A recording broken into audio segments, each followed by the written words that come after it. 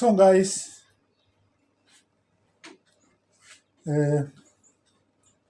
I've seen or decided to look at the digestion process itself. The other video was what is the digestive system, or about the digestive system. So why don't we look at now the details of what digestion is? Then we touch briefly what is the fate of the end product of digestion. And maybe we can produce a video now specifically to expound on that. So guys, welcome to digestion.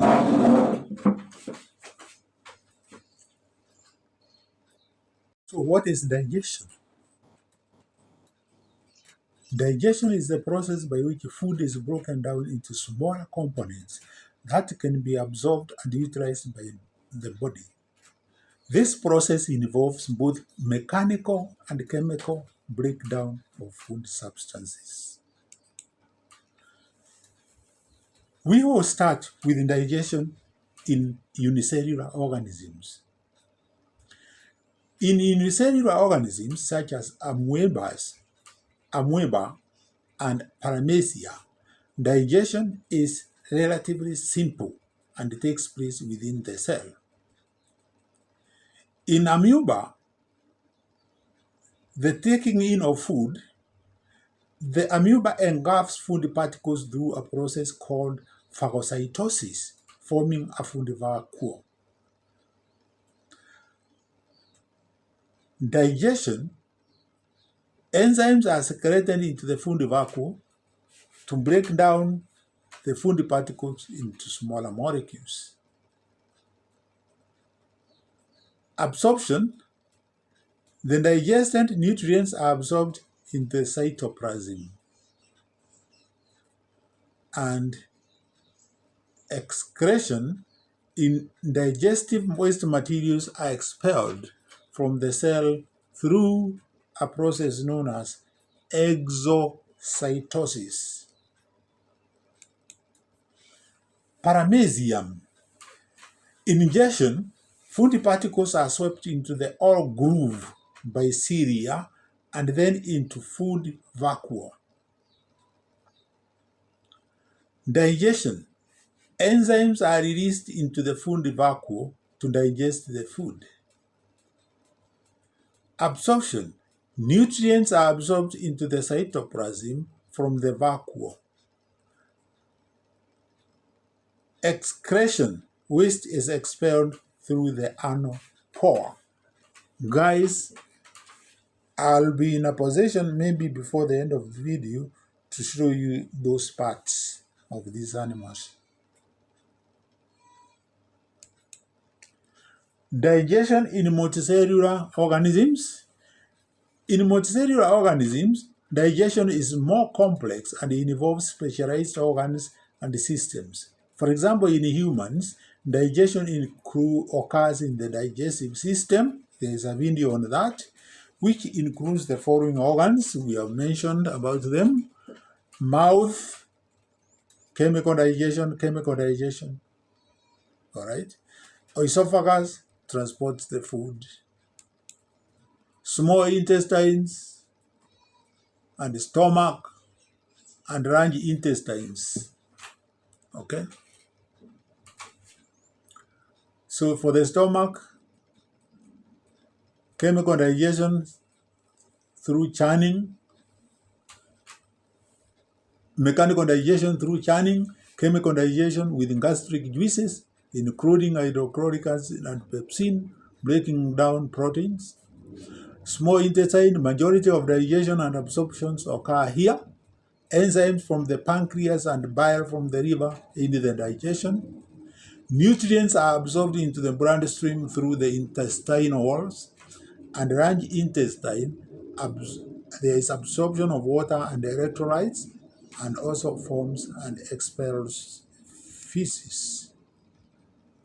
So what happens to the products of digestion, nutrients, that is carbohydrates, proteins, and fats. I'll have another section where now I give the details after this.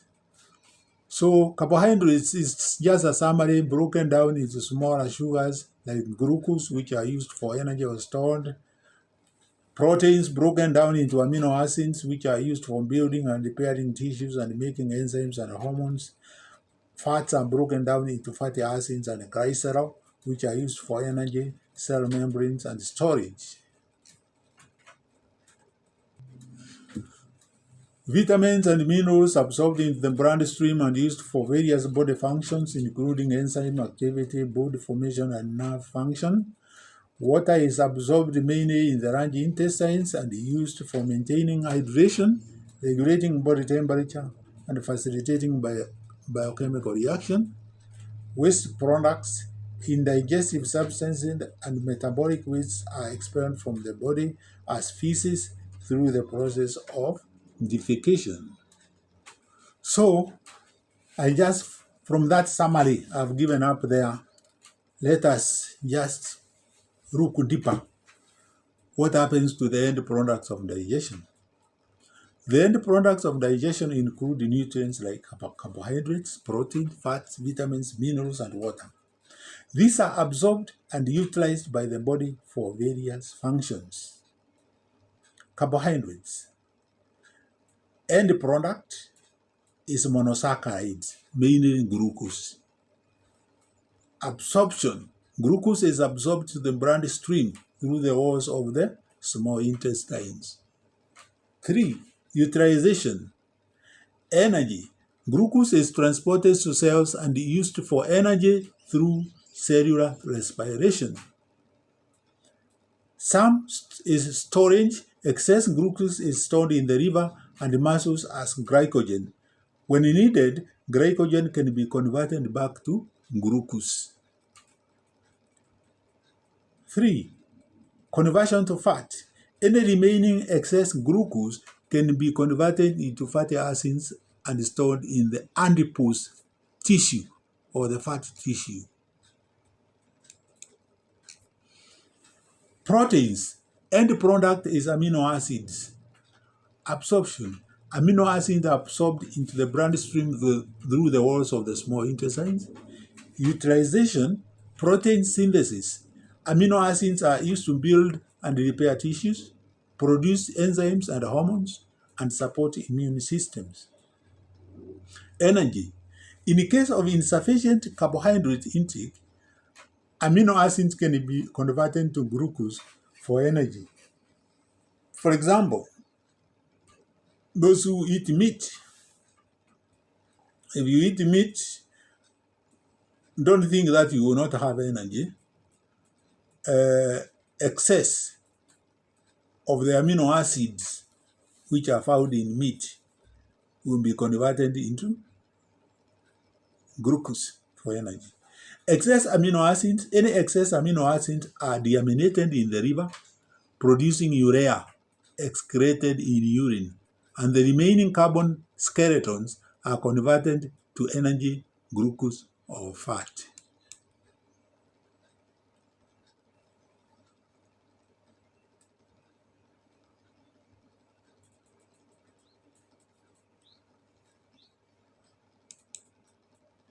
Fats. Lipins, end products, fatty acids and glycerol absorption. Fatty acids and glycerol are absorbed into the lymphatic system through intestinal walls and then into the bloodstream.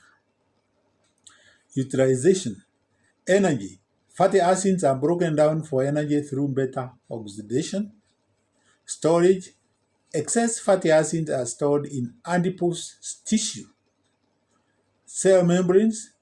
Fatty acids are used in the synthesis of cell membranes and signaling molecules.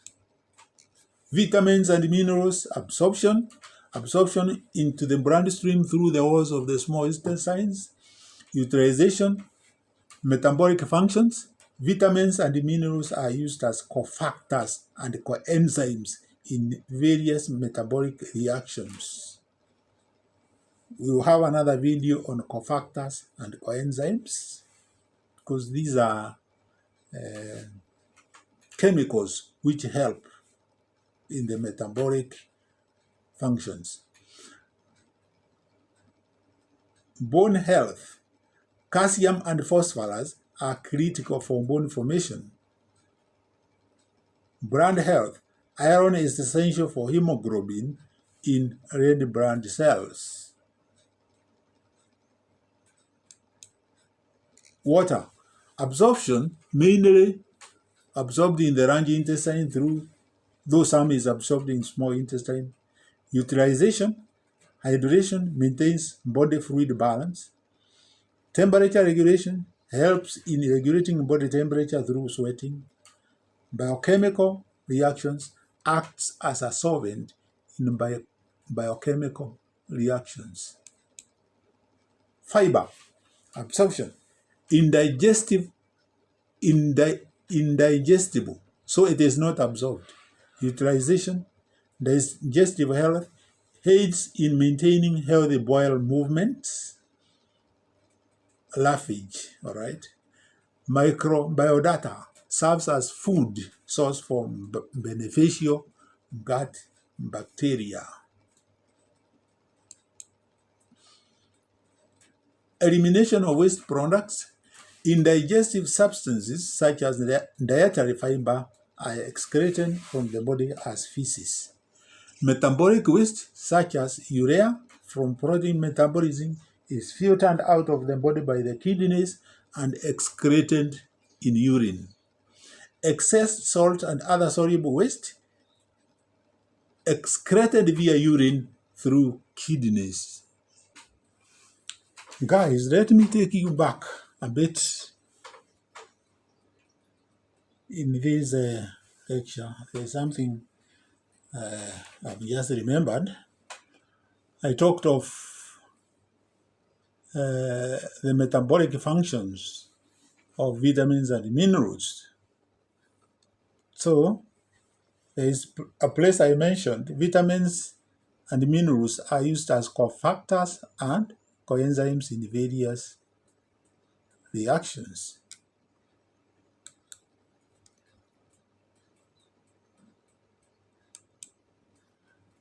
So cofactors and coenzymes are essential components that assist enzymes in catalyzing biochemical reactions. Here is a breakdown of each. Cofactors. Definition is a non-protein chemical compounds that bind to an enzyme and are required for the enzyme activity. Example here is we have inorganic ions such as metal ions like magnesium, iron, zinc, and copper. And we have organic molecules, also known as coenzymes, see below. So cofactors are of two types. One is inorganic ions and the other one is organic. Organic ones now are the ones which are called coenzymes. So coenzymes, a specific type of cofactor that is an organic molecule, often derived from vitamins which bind to enzymes and assist in enzyme function. So if you are going to differentiate between coenzyme and a cofactor, coenzyme is a cofactor, but it is a cofactor which is organic, while the other cofactors are inorganic. Characteristics of coenzymes: loosely bound. Unlike prosthetic groups which are tightly bound, coenzymes often bind loosely to the enzyme. So coenzymes bind loosely to the enzyme. Reversible binding, they can be temporarily associated with the enzyme and may be released after the reaction. They are derived from vitamins. Many coenzymes are derived from vitamins such as NADH from niacin and FAD from riboflavin. These are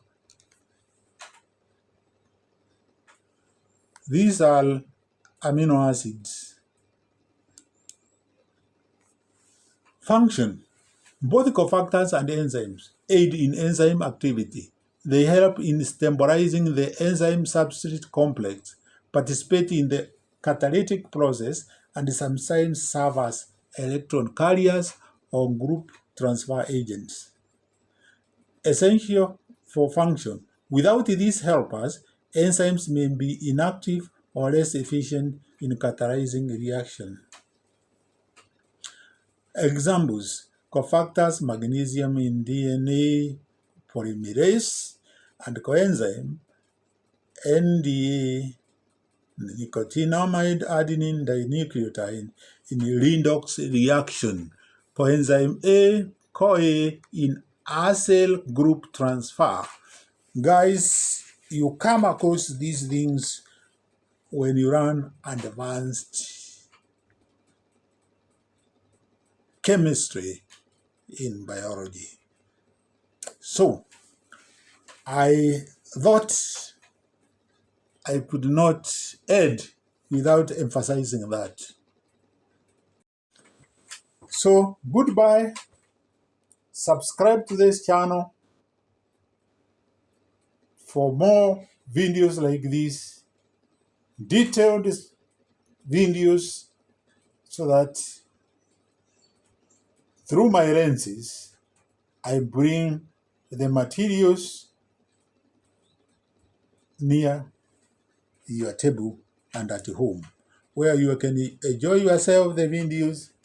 You can use the smart TV, you can use your smartphone, so you can run or study these notes in my videos, whether you are traveling or whether you are at home.